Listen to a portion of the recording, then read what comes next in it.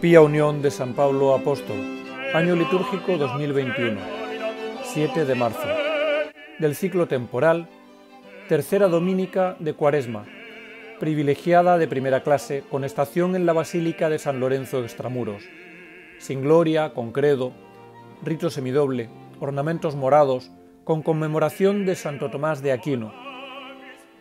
Martirologio romano, día 7 de marzo, de la luna 23º, en Campania, en el monasterio de Fosanova, junto a Terracina, Santo Tomás de Aquino, confesor y doctor de la Iglesia de la Orden de los Predicadores, ilustrísimo por la nobleza del linaje, santidad de vida y ciencia teológica, a quien el Papa León XIII declaró celestial patrono de todas las escuelas católicas. En Cartago, el triunfo de las santas mártires Perpetua y Felicitas. Hallábase esta encinta, como dice San Agustín, y habiéndose, según las leyes, aguardado que diese a luz, en el parto sintió dolor, pero echada a las fieras se alegraba. Padecieron juntamente con ellas Sátiro, Saturnino, Revocato y Secúndulo. Este último murió en la cárcel, los otros fueron arrojados a las fieras en el imperio de Severo, y muertos por fin con la espada. La fiesta de las santas Perpetua y Felicitas se celebra el día de ayer. En Cesarea de Palestina, el martirio de San Eúbulo, que fue compañero de San Adrián y 2 días después de él, desgarrado por los leones y acabado con la espada, recibió el último de todos en aquella ciudad la corona del martirio. En Nicomedia, San Teófilo obispo, que por el culto de las sagradas imágenes lanzado al destierro, acabó allí la vida. En Pelusio de Egipto, San Pablo obispo, el cual por la misma causa murió desterrado. En Brescia, San Gaudioso, obispo y confesor. En la Tebaida, San Pablo, por sobrenombre el Simple. En Florencia de Etruria, Santa Margarita Redi, Virgen de la Orden de las Carmelitas Descalzas, admirable por la pureza y sencillez de vida, a la cual el Papa Pío XI inscribió en el catálogo de las Santas Vírgenes, y en otras partes, etc. Del ciclo santoral, vida de Santo Tomás de Aquino.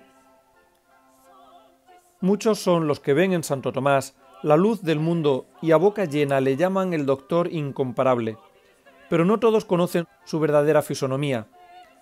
Se le imagina hierático, impasible, y en realidad es un atleta, un luchador. De su infancia sabemos muy poco, transcurre en Montecassino, en la casa matriz de la Orden de San Benito. Desde la edad prematura de los 5 años, viste ya el hábito del patriarca de los monjes, canta salmos en el coro y aprende las artes liberales en la escuela monacal. Sus padres, los condes de Aquino, creen prepararle de esta manera para ser abad del monasterio, es decir, uno de los señores más ricos y poderosos de Italia. Pero en 1239 estalla la guerra entre el emperador Federico II y el Papa Gregorio IX. Montecassino, ciudadela del papismo, es sitiado y saqueado, los monjes evacúan el claustro, la juventud se dispersa y Santo Tomás vuelve al castillo familiar. De esta primera parte de la vida del doctor angélico hay que retener 2 anécdotas, que son verdaderos presagios. Sucedió, dice el biógrafo, que su madre fue a bañarse a la playa de Nápoles y llevó consigo al niño y a la nodriza. Habiendo ésta dejado al niño en el soportal donde suele sentarse la gente, tomó él un trozo de pergamino que estaba tirado en el suelo. Quiso la nodriza arrebatárselo de la mano, pero el niño empezó a llorar fuertemente, apretando su tesoro de tal manera que la nodriza se vio obligada a ceder. Acudió la madre, y más afortunada que la nodriza, pudo ver que en el pergamino estaba escrita la salutación de la gloriosa Virgen María. El biógrafo añade que cuando el niño se echaba a llorar, para acallarle bastaba ponerle en la mano el papel, que enseguida se llevaba a la boca. En este hecho vieron los antiguos un pronóstico de la ciencia del futuro devorador de libros y del amor que había de tener a la Santísima Virgen el piadoso comentarista del Ave María. Ya en la escuela de Montecassino, cuando Santo Tomás tenía apenas 7 años, preguntaba con frecuencia a sus maestros: ¿qué es Dios? Tratábanselo de explicar, pero su inteligencia infantil buscaba siempre respuestas más luminosas. Toda la vida de aquel que iba a ser uno de los más grandes doctores de la cristiandad iba a consumirse en la solución de este problema. Y cuando un día el cielo se le abra para darle la respuesta completa, la pluma se caerá de sus manos y no tardará en enmudecer. Al salir de la abadía, Santo Tomás fue llevado a la Universidad de Nápoles. Sus padres no habían abandonado el proyecto de hacer de él un abad cumplido, pero el joven estudiante se encontró allí con los hermanos predicadores que acababan de fundar un convento en la ciudad. El personal universitario se sentía entonces arrastrado hacia la Orden de Santo Domingo, recién instituida. Santo Tomás se dejó llevar del contagio y se acercaba ya a los 20 años cuando fue vestido del hábito blanco. Aquí empieza su primera lucha. Su padre había muerto, pero su madre, Teodora de Teate, de la familia de los Caraccioli, de la raza de los terribles jefes normandos Guiscardo, Bohemundo y Tancredo, era una condesa feudal autoritaria dura y altiva. Al sentir que se le frustraban sus planes, se presentó en el convento con séquito numeroso y reclamó a su hijo. Le dijeron que Fray Tomás estaba camino de Roma, y hacia Roma se dirigió ella. En Roma un nuevo chasco. Fray Tomás acababa de marchar acompañando al general de la orden. Irritada, furiosa por aquel ultraje hecho a su autoridad materna, envió un despacho a sus hijos, que estaban en el ejército de Federico II, ordenándoles que vigilasen los caminos y le trajesen preso a su hermano. Precisamente el general Dominico, que se dirigía a Bolonia, tenía que pasar junto a los lugares donde estaban acantonadas las tropas imperiales. Era un día de primavera. Un poco antes de llegar a Aquapendente, los viajeros se sentaron a la sombra de unos arbustos para tomar un frugal alimento. De pronto, galopar de caballos. Entre los jinetes distinguió Tomás a su hermano Reinaldo. Estaba descubierto. A pesar de las reclamaciones del general, la soldadesca se arrojó sobre él y después de intentar inútilmente quitarle el hábito, le colocó en una de las cabalgaduras y partió a todo galope. Alegróse la condesa de ver a su hijo, pero era la alegría de la victoria, no la del amor. Es probable que nunca desapareciera de su alma el resentimiento provocado por aquellas idas y venidas. Ni siquiera intentó ganar la voluntad del joven por la ternura maternal. Al contrario, desde el primer momento, mandó que le encerrasen en una torre del castillo señorial. Solo sus dos hijas, Marota y Teodora, podían acercarse a él para convencerle, con caricias y argumentos de que tomase el hábito que había llevado de niño. Solo sus dos hijas, Marota y Teodora, podían acercarse a él para convencerle con caricias y argumentos de que tomase el hábito que había llevado de niño. No se le trató inhumanamente, pero sí con severidad. El encierro era bastante oscuro, aunque había luz suficiente para leer, y un dominico de Nápoles logró, burlando la vigilancia de los guardias, hacer llegar hasta el prisionero mensajes de consolación y libros de meditación y de estudio, como la Biblia, los sofismas de Aristóteles y las sentencias de Pedro Lombardo. Santo Tomás estudiaba y rezaba, y aunque se cerraba a todas las súplicas de sus hermanas, recibía gustoso sus visitas. La vigilancia se hizo más estrecha cuando los dos hermanos vinieron del ejército. Acostumbrados a la vida galante de los palacios, a las costumbres sensuales de la caballería, fue uno de los buenos poetas eróticos de aquel tiempo. Resolvieron someter al bello adolescente a una prueba brutal. Trajeron de Nápoles una de sus amigas, célebre por su belleza, y después de decir lo que deseaban de ella, la introdujeron una noche en la torre. Todo el mundo sabe lo que sucedió. Todo el mundo sabe cómo Santo Tomás, cogiendo de la chimenea un tizón inflamado, hizo huir a aquella pobre mujer, y luego al demonio tentador, trazando una cruz negra en la muralla. Bien sabido es también lo que pasó aquella noche. Cuando Santo Tomás dormía profundamente, entraron en su habitación dos ángeles, se acercaron a él y le pusieron un ceñidor incandescente. El joven lanzó un grito de angustia y despertó. En adelante no volvería a sentir en su alma las mordeduras de lo que llamaba San Pablo el aguijón de la carne. Tanta constancia llegó a cansar a los carceleros. La condesa se vio virtualmente vencida. Sus hijos tuvieron que ausentarse de nuevo y las dos hermanas no acertaban a comprender del todo el motivo de aquella oposición. el fraile napolitano que surtía de libros al preso creyó llegado el momento de tentar un golpe atrevido. Tiróle una soga desde el pie de la fortaleza, le invitó a bajar por ella a favor de la oscuridad, y en el exterior aguardó él con 2 cabalgaduras. La aventura tuvo un éxito completo. Un año después, Fray Tomás figuraba ya entre los oyentes de San Alberto Magno en el Colegio de Santiago en París. Fue el discípulo más humilde y más dócil, verdadero modelo de disciplina intelectual hasta para los más altos espíritus. Pasivo en el noble sentido que da a esta palabra la filosofía tomista, entregóse a la meditación tenaz de la enseñanza del maestro, a una labor íntima y constante de asimilación, de integración. Este carácter reflexivo le alejaba de los recreos, de las discusiones, de las conversaciones. Era un taciturno. Sus condiscípulos empezaron a darle un mote, que aunque tenía su punta de desdén, no era del todo desgraciado. Llamábanle el buey mudo. El mismo exterior de Fray Tomás justificaba el apelativo. Era de una talla gigantesca, gordo y algo pesado. Sus carnes eran blandas, fofas, las carnes molles que él juzgará después las más favorables para el estudio. Era una estructura fisiológica más norteña que meridional, más germánica que griega. 3 calificativos, magnus, grossus, brumus, resumen los rasgos esenciales de aquella fisonomía. La tez morena era precisamente lo que había en él de meridional, lo que había heredado de su padre, juntamente con una sensibilidad exquisita, pues era, como dice el biógrafo, maravillosamente pasible. Los genios se atraen o se rechazan, pero se comprenden, y Santo Tomás pasó algún tiempo inadvertido a los ojos de sus condiscípulos. No le sucedió lo mismo con el maestro. La cualidad suprema de Alberto el Grande era la penetración. Enteramente auténtico es el episodio que se ha llamado con justicia la revelación del genio de Santo Tomás de Aquino. Santo Tomás tenía 25 años, su maestro creyó llegado el momento de darle a conocer y lo provocó a una discusión delante de todos sus discípulos.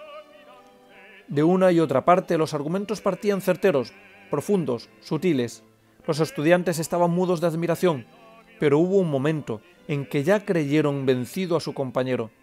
De pronto Santo Tomás acertó con una distinción feliz y así acabó la disputa. «Resuelves la cuestión como doctor, no como discípulo», le dijo Alberto Magno. «Maestro», respondió él, «no me es posible hacer otra cosa». Durante aquel mismo año, el discípulo redactó el curso que el maestro acababa de dar sobre los nombres divinos. Tenemos muestras de la escritura de Santo Tomás en esa época. Es una letra fea, desgarbada e insuficientemente articulada. No era un calígrafo. El pensamiento tenía demasiada rapidez para que la mano pudiese seguirle. Seguían entretanto los esfuerzos de la familia para torcer aquella vocación decidida, pero las violencias se habían transformado en súplicas y sollozos. Terribles desgracias acababan de caer sobre los de Aquino. Rotas de nuevo las hostilidades entre el emperador y el papa, la condesa Teodora y sus hijos habían combatido contra los germanos. El castillo fue sitiado y saqueado, Reinaldo el trovador ejecutado, y Teodora tuvo que andar de una parte a otra buscando refugio. Solo Santo Tomás podía restaurar el prestigio de la familia aceptando la abadía de Montecassino. El papa Inocencio IV aprobaba y casi solicitaba, pero fue imposible conseguir de Santo Tomás que dejase su hábito blanco. Desolada con esta negativa, hizo la condesa un esfuerzo supremo logrando que el pontífice ofreciese a su hijo el arzobispado de Nápoles. Nada pudo conmover el ánimo del joven estudiante. A su lado estaba el gran sabio del tiempo, Alberto Magno, indicándole su verdadera vocación. La doctrina cristiana corría riesgo de verse sumergida por la invasión del aristotelismo, importado de España.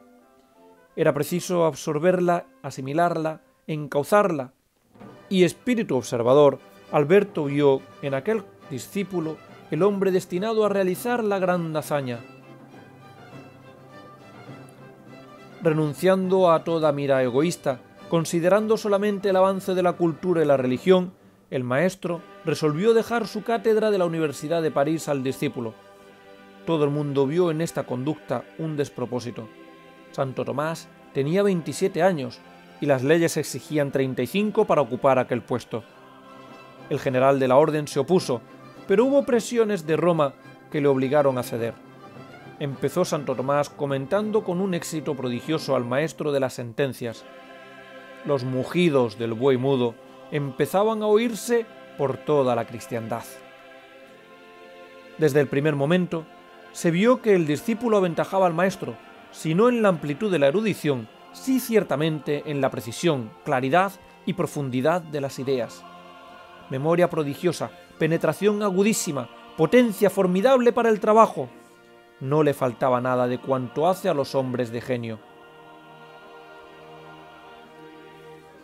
Pero el mayor asombro procedía de la novedad de su enseñanza. Se le consideraba como un novador, artículos nuevos, maneras nuevas, nuevas razones, luz nueva, opiniones nuevas, nuevas tesis y métodos nuevos. Tales son las expresiones de Guillermo de Tocco cuando nos habla de su sistema. El nombre de Aristóteles brota constantemente de sus labios. Ha empezado a realizar su obra de refundición aristotélica, ha visto ya la metafísica y la moral de Peripato como el marco apropiado para recibir el contenido de la teología cristiana. Era una audacia enorme. Durante todo el primer tercio del siglo XIII, los libros de Aristóteles habían sido reiteradamente prohibidos en las escuelas. Y es que el filósofo griego era únicamente conocido a través del filósofo español Averroes.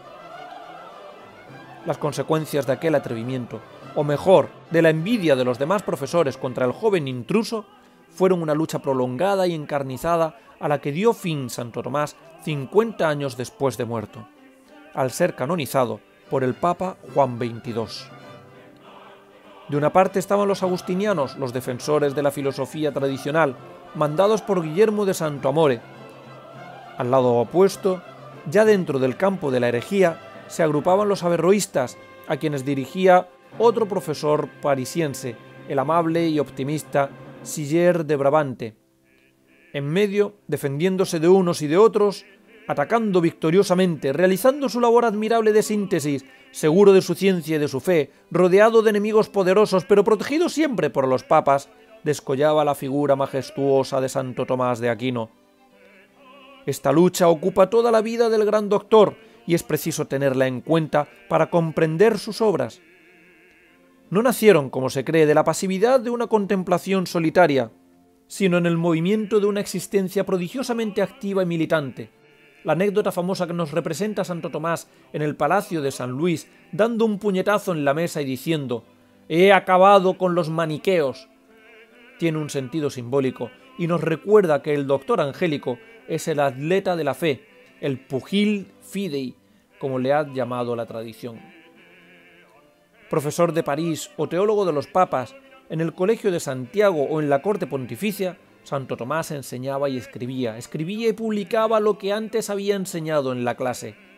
Apareció primero su comentario sobre los 4 libros de las sentencias, después su obra sobre la verdad, sus grandes comentarios bíblicos y la Suma contra los gentiles, que le preparaba para componer la Summa Teológica. Con el libro de Unitate Intellectus destruía los errores averroístas que habían comprometido la causa de un sano aristotelismo.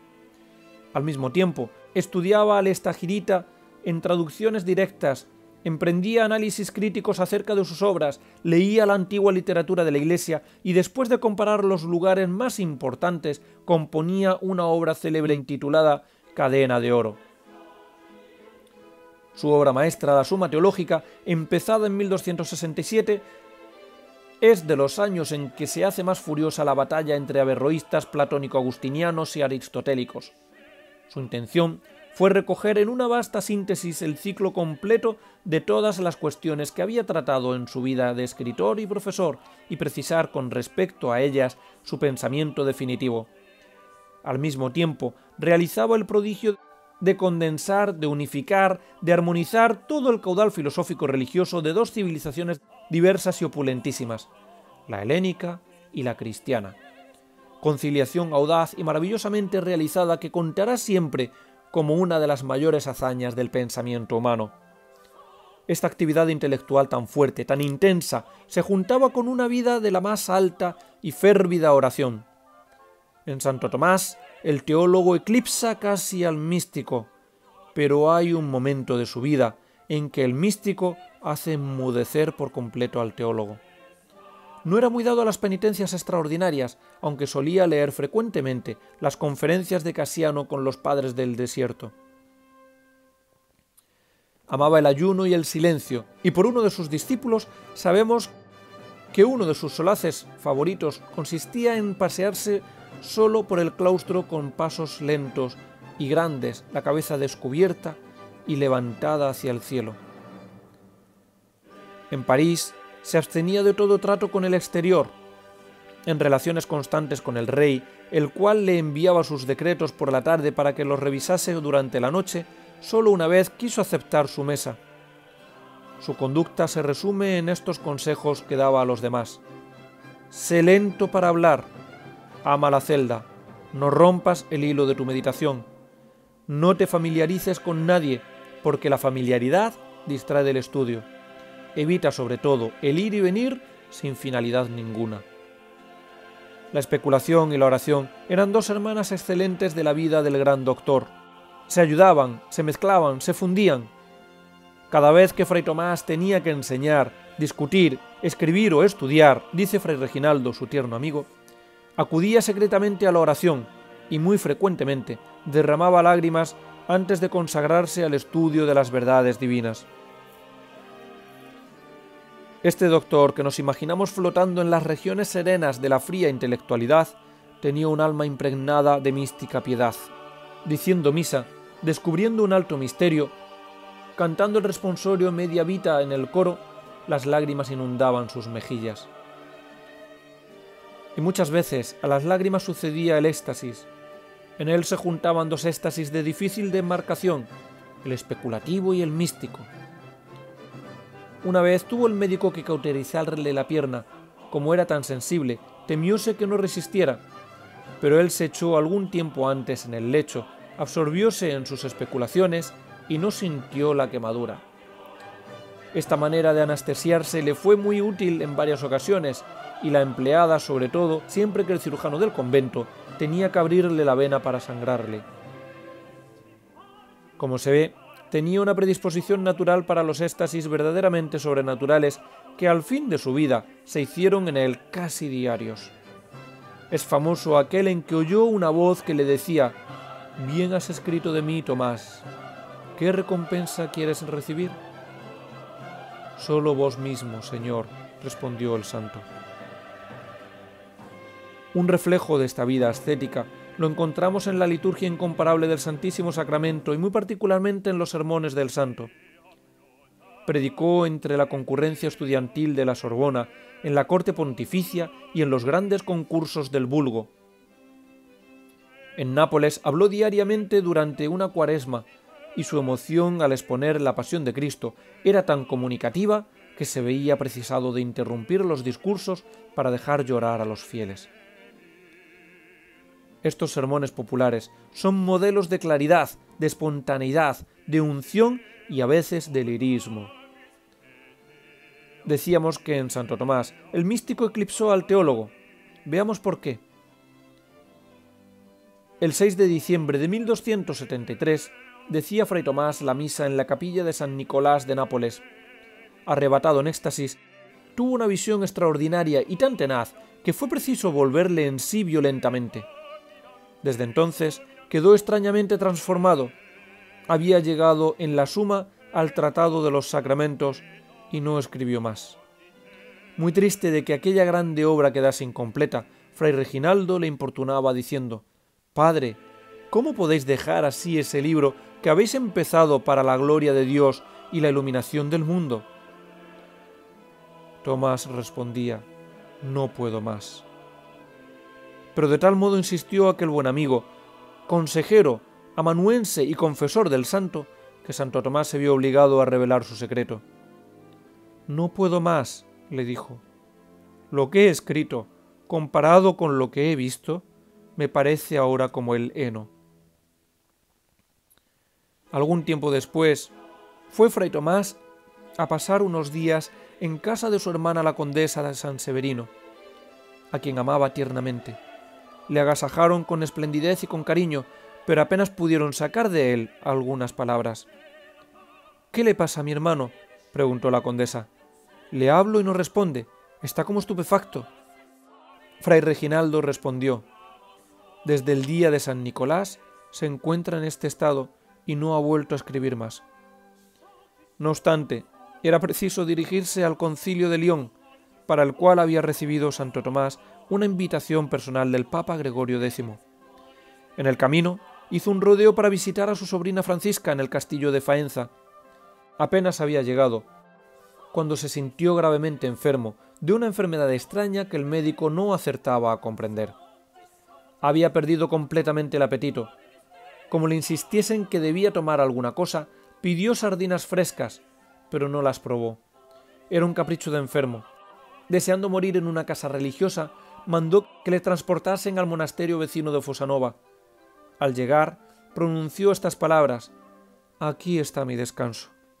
La hospitalidad de los hijos de San Benito se unía aquí a la gratitud más profunda por el hombre que había construido el gran edificio de la sistematización teológica del cristianismo. Los monjes se deshacían para alegrar y consolar sus últimos días. Veíaseles trayendo sobre sus hombros la leña que había de calentar su cuarto en aquellas duras mañanas del invierno. El maestro, emocionado, les preguntó cómo podía pagarles tanta solicitud, y ellos le pidieron que les comentase el Cantar de los Cantares. Fue el supremo esfuerzo. Poco después, el 7 de marzo de 1274, Fray Tomás moría, sometiendo todos sus escritos a la corrección de la Santa Iglesia Romana. Moría de haber visto a Dios. Aquella enfermedad misteriosa había empezado aquel día 6 de diciembre, en que su espíritu ávido se paseó por lo más alto de los cielos. Nadie que vea a Dios puede vivir. En este tiempo de Cuaresma pidamos a Santo Tomás de Aquino nos penetre de tal manera del espíritu de penitencia que merezcamos alcanzar clara visión de las enseñanzas del Maestro y ponerlas por obra como él lo hizo. Procuremos conocer cada vez más y mejor a Dios nuestro Señor. Digamos diariamente, como el ciego del Evangelio, despacio, con todo el afán de nuestros corazones: Domine ut videam. Señor, que vea tu luz y tu verdad para seguirte por el único camino, el de la fe católica. Que vea el error para apartarme de él en estos tiempos de oscuridad, apostasía, confusión, de falsos profetas, de falsos pastores, de falsas doctrinas con aspecto de verdad.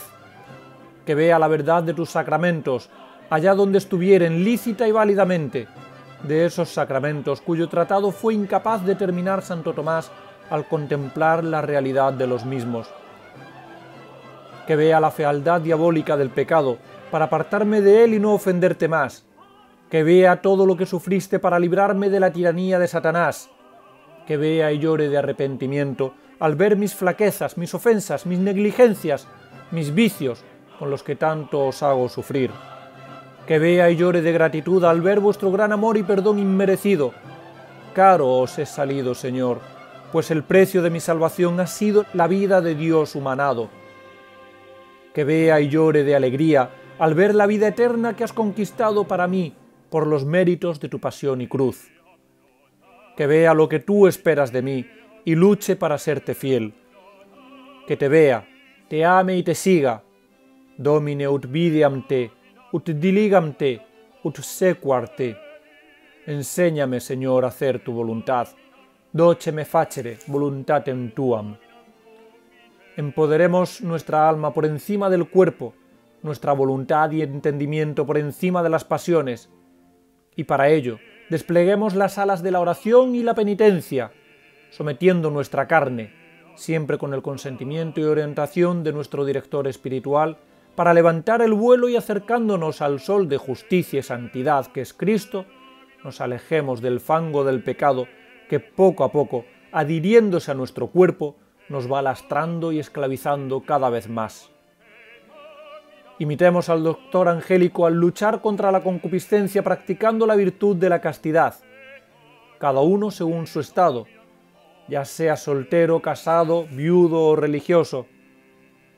Hemos de ser lo más limpios que podamos, con respecto al cuerpo, sin miedo, porque el sexo es algo santo y noble, participación en el poder creador de Dios, pero hecho para el matrimonio. Y así, limpios y sin miedo, con nuestra conducta, daremos el testimonio de la posibilidad y de la hermosura de la santa pureza. Cuidemos esmeradamente la castidad y también aquellas otras virtudes que forman su cortejo, la modestia y el pudor, que resultan como su salvaguarda. No pasemos con ligereza por encima de esas normas que son tan eficaces para conservarse dignos de la mirada de Dios. La custodia atenta de los sentidos y del corazón. La valentía de ser cobarde para huir de las ocasiones de pecar. La frecuencia de los sacramentos, de modo particular la confesión sacramental. La sinceridad plena en la dirección espiritual personal. El dolor, la contrición, la reparación después de las faltas, y todo ungido con una tierna devoción a Nuestra Señora, para que ella nos obtenga de Dios el don de una vida santa y limpia. Dile a la Virgen Santísima, ahora mismo, en la soledad acompañada de tu corazón, hablando sin ruido de palabras: Madre mía, este pobre corazón mío se revela algunas veces, pero si tú me ayudas, y te ayudará para que lo guardes limpio y sigas por el camino que Dios te ha llamado. La Virgen te facilitará siempre el cumplimiento de la voluntad de su divino Hijo. Y terminemos diciendo, como nos enseña Santo Tomás de Aquino en la oración de acción de gracias tras la Sagrada Comunión: Te ruego, Señor, que tengas por bien llevarme a mí, pecador, a aquel convite inefable donde tú, con tu Hijo y el Espíritu Santo, eres para tus santos luz verdadera, satisfacción cumplida y gozo perdurable, dicha completa y felicidad perfecta.